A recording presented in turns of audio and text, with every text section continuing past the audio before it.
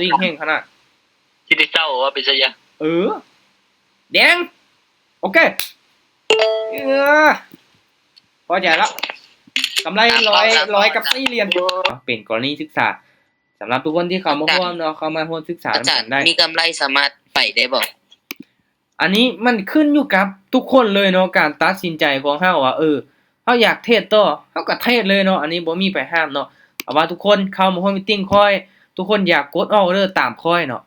วิเคราะห์ไปนํกันตามได้ส่วนได้เนาะถ้าว่าเฮาเสียแล้วอย่ามาโทษกันได้เนาะว่าอุ้ยออกนำจาวนานี่เทรดเสียนี่บ่เอาได้เนาะเฮาต้องตัดสินใจด้วยตนเองเนาะเงินของเฮาต้องบริหารทุนให้เป็นเนาะวิเคราะห์ไปนํกันเนาะทุกคนเนาะมาตามได้ส่วนได้เด้อตามที่เบิ่งเนาะตามที่เบิ่งก็ถือว่าเป็นแนวโน้มขาขึ้นแต่ว่ามันขึ้นมาสูงเนาะขึ้นมาสูงขนาดเนาะมันก็มีการพักตัวเป็นแท่งๆแดงลงมาแล้วเนาะค่อยเชื่อว่ามันมีโอกาสที่จะกลับตัวลงมาถ้าว่ามันขึ้นสูงจังซี่เด้อเนาะโอเคออเดอร์ต่อไปจะเป็นออเดอร์แรกเนาะสำหรับต้นทุน500 เหรียญนะทุกคนเด้อค่อยจะไปออเดอร์ละ20 เหรียญซะ20แล้วก็40 80 160เนาะแล้วก็320ประมาณ5ไม้ถ้าว่าเฮาพลาดอาจารย์เกาหลีก็ตึงแท้ถ้าว่าเฮาพลาด5ไม้เด้อยังบ่ทันได้เทศซ้ำเนาะ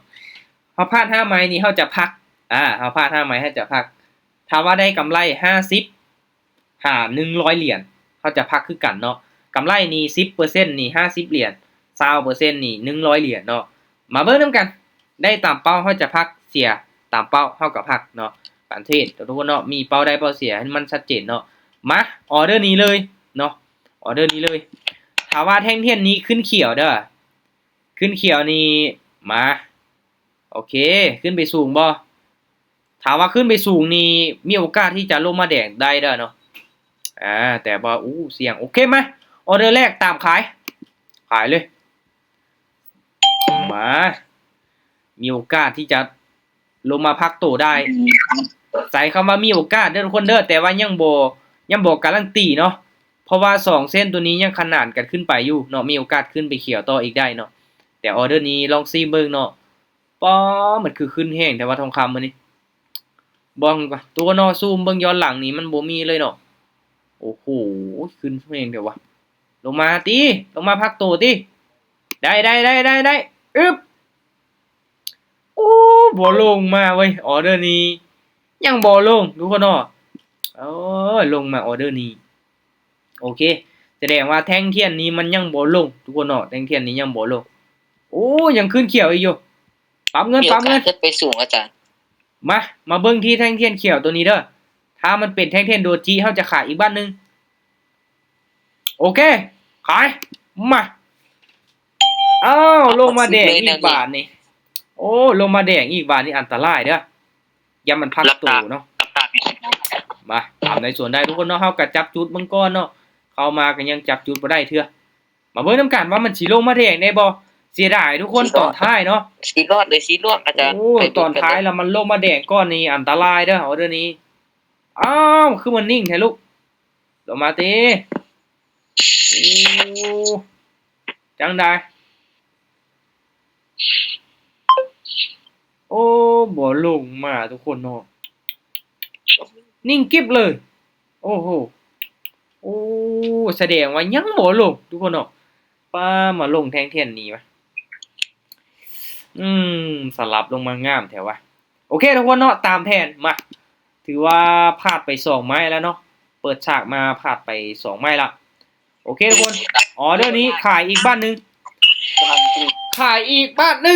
โบวินไม้นี้เราต้องได้พักรอจังหวะเนาะมาลุ้นมาน้ำกันว่ามันฉีลงมา2แดงนะบ่เตะขายลงมาปิดไม้ให้แน่ทุกคนเนาะมีเสียงรบกวนหน่อยนึงเด้อปิดไม้ให้แน่ลงมาได้บ่ปิดไม้ก่อนได้ออเดอร์นี้จังได๋ก็ได้นะนี่สิไปเหลือสิซ้ำได้ไปต่อปั๊มเงินไปต่อสาเหตุที่ว่าค่อยเริ่มมาตามขายในจุดนี้เนาะถ้าว่ามันขึ้นมาสูงแล้วแน่นอนทุกคนเนาะมันมีโอกาสที่จะลงมาเนาะ ปรับ อาจารย์กันสิขายบอกน้องให้เด้อสิลงตามขายได้ซื้อ ออเดอร์นี้ขายอีกบ้านหนึงตามขายเลย ขายอีกก้อน โอ้ แต่ละเดียว เอาเรียน มาแห้งเดี๋ยววะมาออเดอร์นี้เสี่ยงอยู่เนาะแต่ว่ามันก็ในเมื่อได้ตามขายแล้วก็มีโอกาสเนาะมาลุ้นมานํกันโอ้3น่าจะพักตัวออเดอร์นี้น่าจะพักตัวปึ๊บโอเคบ่เป็นหยังมาลุ้นมานํกันถ้าว่าลงแดงบ่ได้ออเดอร์นี้ออเดอร์ต่อไปมีโอกาสเนาะตามขายเลยขายให้สุดเน่บ่ลงมาอีหลีแสดงว่าพักตัวเนาะเป็น3แท่งเทียนแดงเนาะมันพักตัวเขียวเนาะโอเคแต่ว่าจุดนี้เด้อทุกคนเด้อเนาะจุดนี้เด้อให้เฮารอท่าอีกจักหน่อยเนาะให้เส้นสีเหลืองตัวนี้ก้งลงมาเด้อเส้นสีเหลืองก้งลงมาแล้วเฮาตามขายแบบงามเลยแต่ว่าตอนนี้มันยังบ่ก้งลงมาเทื่อยังบ่แน่นอนเนาะช่วงนี้มันอาจจะไซด์เวย์ได้โอเคปรับเงินมาออเดอร์นี้บ่มีหยังผิดพลาดตามขายอีกมาตามขายเลยตามขายนี้เฮาต้องรอจังหวะประมาณ3ไม้เนาะถ้าว่า3ไม้แล้วมันบ่ลงมาแดงนี่เฮาต้องพิจารณาเนาะว่าเฮาจะสวนเทรนบ่ถ้าว่าเฮาตามขายมาถึกช่วงตามช่วงมันเป็นเทรนขาลงลงมาจะงามเลยเนาะแต่ว่าตัวนี้นี่มันยังบ่ลงมาเนาะ ตามไว้นี่ ตามได้ส่วนได้ทุกคนเนาะป๊อมันคือขึ้นสูงแท้ว่ะ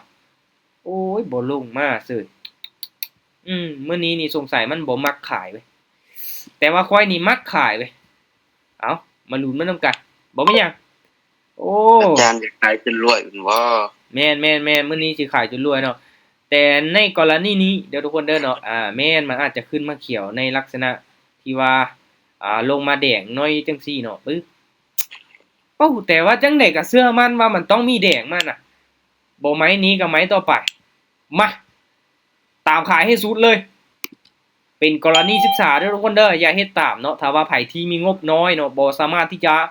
คูณเงินได้คือค่อยนี่อย่าเทศตามเด็ดขาดเนาะแบบนี้เนาะอันนี้นี่เป็นการวิเคราะห์ล่วงหน้าเนาะว่าอีกประมาณ2ไม้หรือว่า3ไม้ข้างหน้ามันต้องมีแดงเนาะก็เลยตามขายรอท่าเลยเนาะตามขายเลยเนาะมาออเดอร์นี้ วินอาจารย์ บ่ว่าดีวินตั้งแต่10วิเอาวินก็ต้องวินเฮ้ยอย่าแดงลูกแดงลงมาติเอ้ยสวย นอนรับก่อนนอนรับ เห็นบ่นี่แหละทุกคนเนาะสเต็ปวิธีการเทรดของคอยให้มีกำไรประมาณนี้เลยเนาะอาจจะบ่วินทุกไม้เนาะแต่ว่า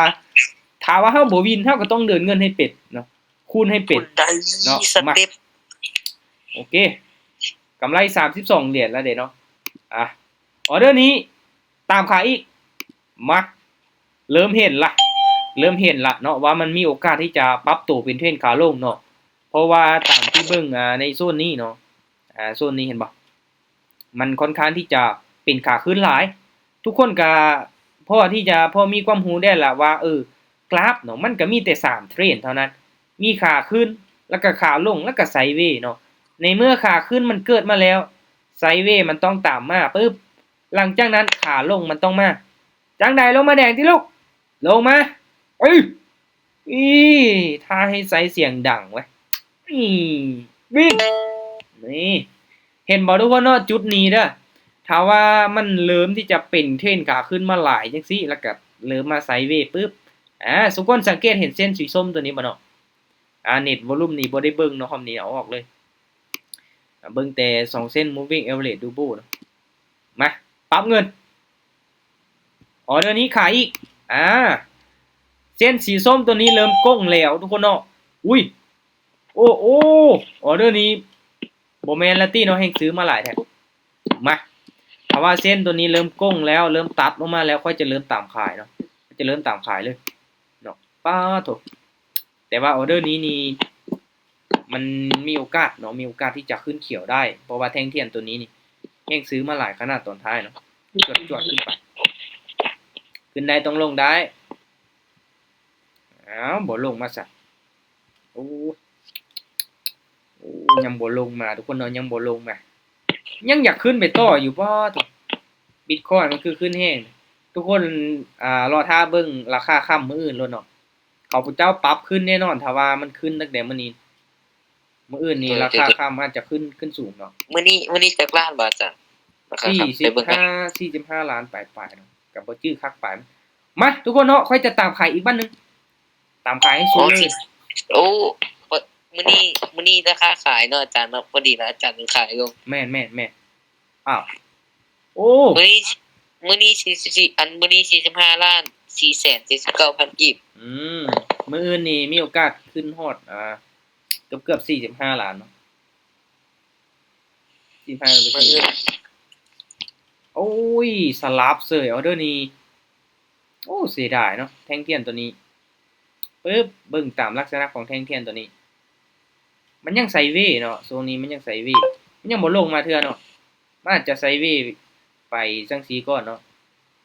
อาจจะไซด์เวย์ไปก่อนตามที่เบิ่งนี้นะเพราะว่าเส้นตัวนี้แม้นอยู่มันตัดลงมาเนาะแต่เส้นมันยังสีขึ้นเนาะตัดลงมาแต่ยังสีขึ้นโอเคมาคูณเงินตามสเต็ปเนาะเดี๋ยวลองเบิ่ง